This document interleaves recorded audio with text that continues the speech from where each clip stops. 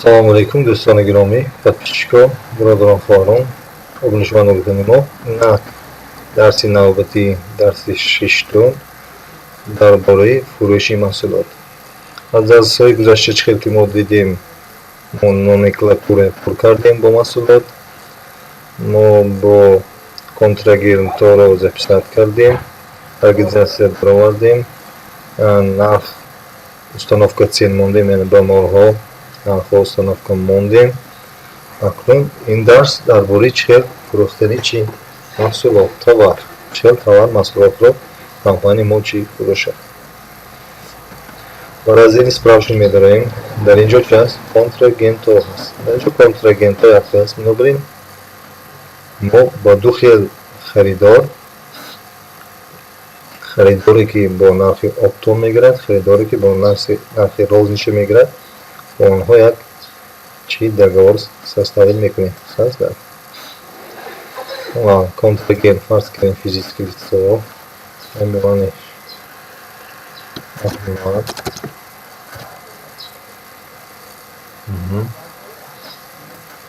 Ahmad Kosimovic فرض کنیم Kosimovic Ahmad Kosimovic فرض کنیم Россия فرض کنیم این ندارد دیگه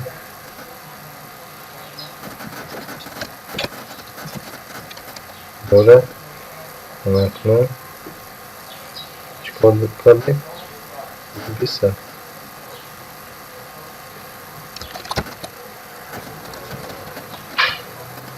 بسیار اینجا این نیست برای قبول کردن ایستاده است. بیاین اینه چی ضبط میکنیم. بسیار ضبط احمد قاسمی записат шуд. Акнун дар аз шумо вақте ки ягон кас яъне физически лицо меояд, аввал инеяшро мепурсед, инеяшро дароварда записат мекунед. Барои ҳозир ёд гирифтан барои мо ҳамин чӣ кифоя аст. записат закред. Акнун боз як чиз ҳаст, инҷанда нозукӣ ҳаст. نازکی چی با کنتراگент. نازکی با کنتراگент. کنتراگент مؤهمل با این باید نرخنامه رو چی договор составить میکنیم. договор که همین احمد از ما با کدام نرخ اپتو یا روزنیشه میگرد با اون کس договор составить کنیم. договор создать. Поставщиком Ahmad есть, покупатель есть. Номер договора, فرض کنیم номер 1 هستیم. از روی آکاس چندم هست از 31 یک روز پیش استفاده میکنیم. 2021 اکنون номер 1 کنیم تاریخ خرید دوانه هست. بینایی روز مشتملسه روز نمی‌کنیم. اینکو راست شد با این خریدار چی است؟ راست شد با این خریدار با اصولی چی است؟ روزنیشه цена. چی записать. یعنی ما договор رو تشکیل دادیم. وقتی که ما با همین کنتراگент یگان فروختنی مال رو سر میکنیم و программа автоматически حساب رو با نرخ روزنیشه با ما چی حساب میکنه.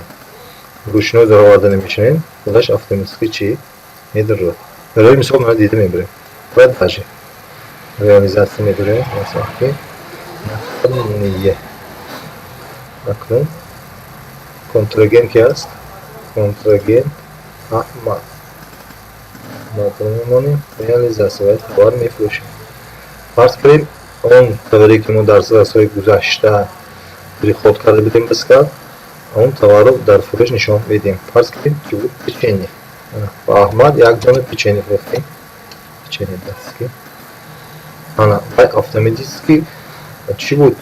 84 сум روزنیشه цена موندیم. автоматически چی 20% накрутка مونده چی روزنیشه цена فروخت. یک دانه فروختیم احمد.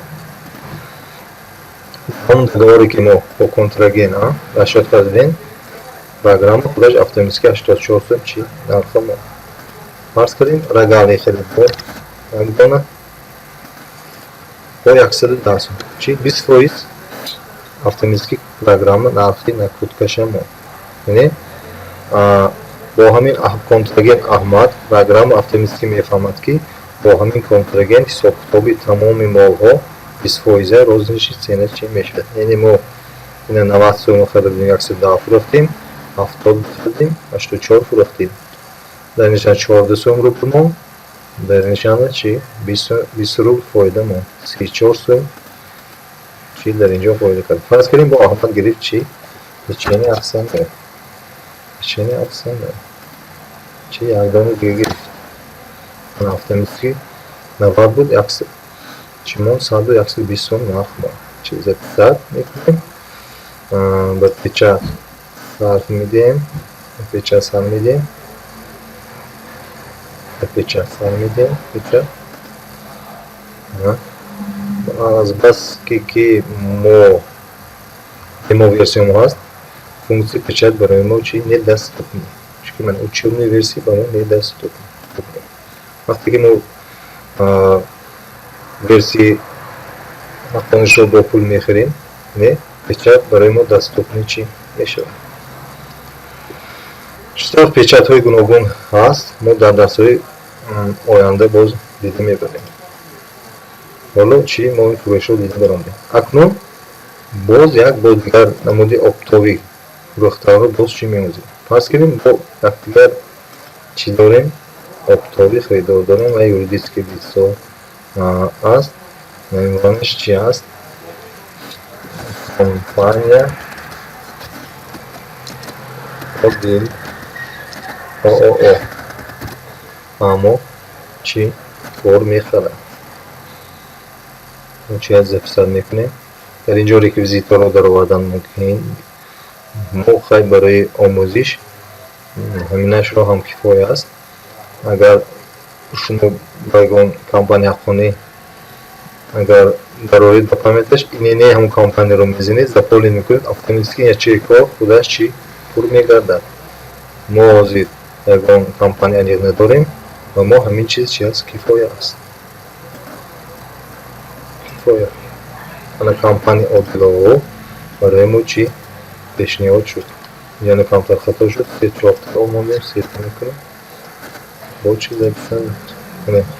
Фарз кунем шумо хато даровардед ягон номро, шумо метавонед чӣ кунед? Изменит кунед, баъд онро чӣ ислоҳ кунед. Хуб аст, хеле хуб аст. Дарҳол изменит мекунед, худаш ислоҳ чӣ мешавад. Акнун бо ҳамин Одил чӣ кор кардам накор мо? Договор сохта намуда кор ки бо ҳамин компания мо кадом нарху расчётоки чӣ муомила мекунем. Договор составӣ мекунем. Договор аз рӯзи дар рӯз пеш нархро мегузорем. Создать. Накну поставщиком боз чиз покупателем. Нархо аз 29. Дар рӯз пешро мегирем. номер договору 2 мегузорем. Фарз кардем номери договор чӣ аст? Номери 2 фарз кардем. Ин тарих харидори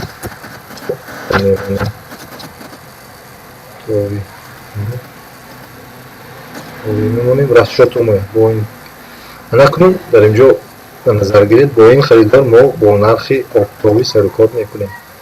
барои ҳамин вақте ки мо бо ҳамин харидор бо компания Одил ООО сарукор мекунем, вақте ки нархро мерем, программа автоматически барнома автоматически барои худаш ҳисоб-китобро чӣ обтовӣ ҳисоб мекунад. барои ин записад запис мекунем. ана чӣ шуд? Договор бо контрагент флорист Одил ООО ки Аҳмад шуд.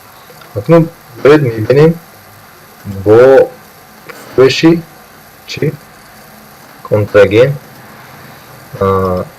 компания Одил. ана бо ҳамон борҳое ки мо приход карда будем дар дасти гузашта, он борҳои покупкардагиро ба ин компания чӣ мефурӯшем. Заполнить по поступлению гӯем чӣ? Заполнить по поступлению карда ҳамон товарҳоро фурӯши ман мешавад. Автоматически чӣ кор? Мон набора нархҳои худашро ҳам чӣ? Мон.